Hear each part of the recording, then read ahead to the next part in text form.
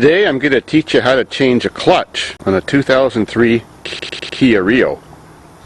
Only problem is, Kia, oh well, barely dries.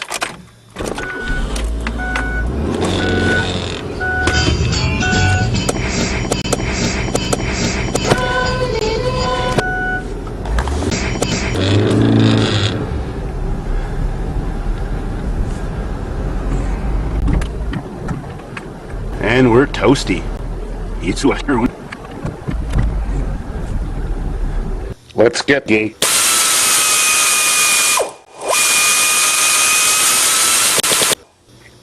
Next, remove the air intake, assembly, and battery. That's done. Now I've unplugged a couple wires that are in my way. Now I've got access to the bolts around the perimeter.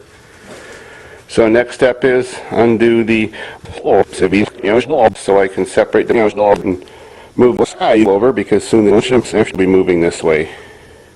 Now that the ball joints separated, and everything can move freely, you have to crawl underneath the vehicle, cardboards, and remove the cross member that supports the motor and transmission. And at the same time, find a jack that can support the motor and transmission without the cross member. So now I'm crawling underneath the car, and there's a mad support bracket that has to be removed to get at the back bolt of the transmission that's above the passenger side. And that's this bracket here. It interferes one starter motor bolt, and of course the one starter motor bolt. Got most of the bolts out to jack off. I've removed more bolts where the oil pan bolts the transmission into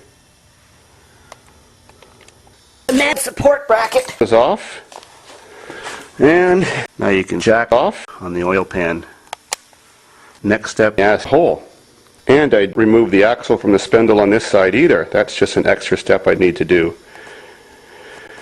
Now that the ball joint's unhooked, the ball joint's unhooked, whole steel mess it up, and spindle will just move away as the transmission pulls this way to get at the clutch. Other than that, like I said, this is all floppy, so the tranny can move this way.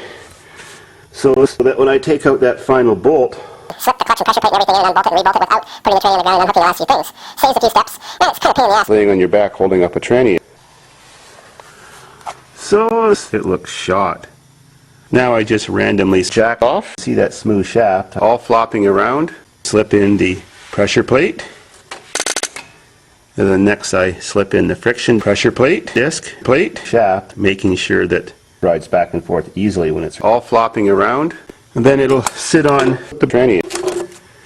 And then I can slip my lickety disc.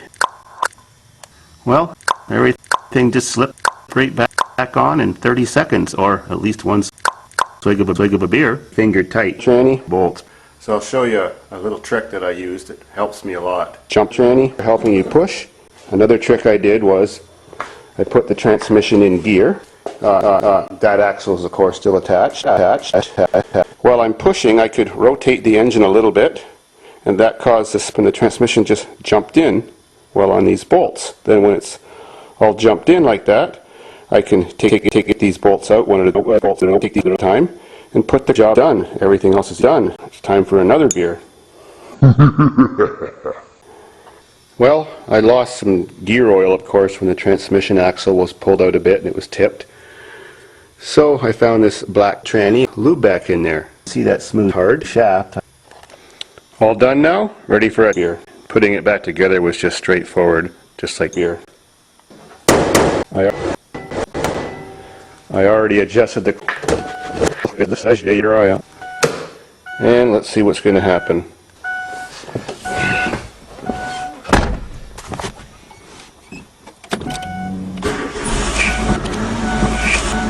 Well, she runs anyways.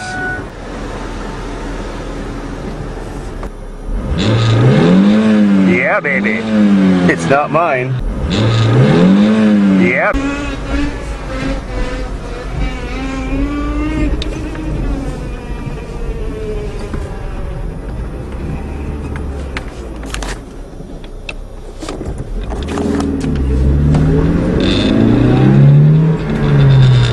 Feels real. I like it.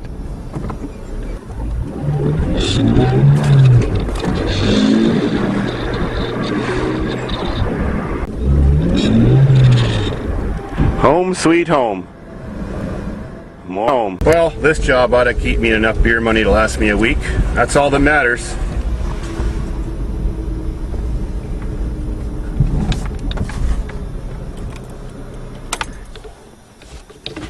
Another day, another day. Oh, by the way, Kkkkia.